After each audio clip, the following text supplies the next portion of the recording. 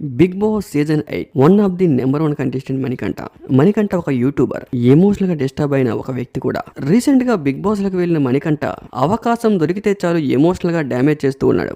ఎవరు ఎప్పుడు ఏ టైంలో ఎక్కడ దొరుకుతారా వాళ్ళతో మన ఎమోషన్ పంచుకుందామంటూ వెయిట్ చేస్తూ ఉన్నాడు మణికంఠ. హౌస్ లో చాలా టైమ్స్ ఆ ఎమోషన్ ని పంచుకుంటూ హౌస్ మేట్స్ కూడా ఎమోషన్ చేశాడు. రీసెంట్ గా బిగ్ బాస్ హౌస్ లో నామినేషన్ ఎపిసోడ్ లో అభయ్ నవీన్ నామినేట్ చేసిన వెంటనే మణికంఠ రియాక్ట్ అవుతూ తన పుట్టినప్పటి నుంచి తను పడ్డ బాధలు అన్ని కూడా ఒక్కసారిగా బయటికి కక్కేశాడు. దీంతో ఒక్కసారిగా హౌస్ మేట్స్ అందరూ కూడా ఎమోషనల్ అయ్యి ఏడ్చేశారు. అయితే మణికంఠ ఇలా చెప్పడంతో తన సిస్టర్ కావ్య గారు రియాక్ట్ అయ్యారు. తను ఫాదర్ లేడు అని చెప్పడం కరెక్ట్ కాదని, తనకంటూ ఒక ఫాదర్ ఉన్నారని, తను ఇంట్లో నుంచి బయటికి వెళ్ళిపోతే మేమేం చేయగలమని, తనకు తానే ఏదేదో ఫీల్ అవుతూ తనే అన్ని తప్పుగా అనుకొని ఇంట్లో నుంచి బయటికి వెళ్ళిపోయాని, ఇప్పుడు తను ఇంటికి వచ్చినా మేము యాక్సెప్ట్ చేస్తామంటూ ఒక నేషనల్ టెలివిజన్ లో అలా చెప్పడం కరెక్ట్ కాదని, ఆ మాట విన్న తన తండ్రి చాలా బాధపడ్డారంటూ రీసెంట్ గా మణికంఠ సిస్టర్ కావ్య ఎమోషనల్ అవుతూ పోస్ట్ షేర్ చేశారు. అయితే మణికంఠ హౌస్ లో అవకాశం వచ్చిన ప్రతిసారి కూడా నాకు విపరీతమైన బాధలు ఉన్నాయి, నా లైఫ్ వేరే, నేను చాలా డిస్టర్బ్ అయ్యా అంటే చెప్పుకుంటూ వచ్చారు. ప్రపంచంలో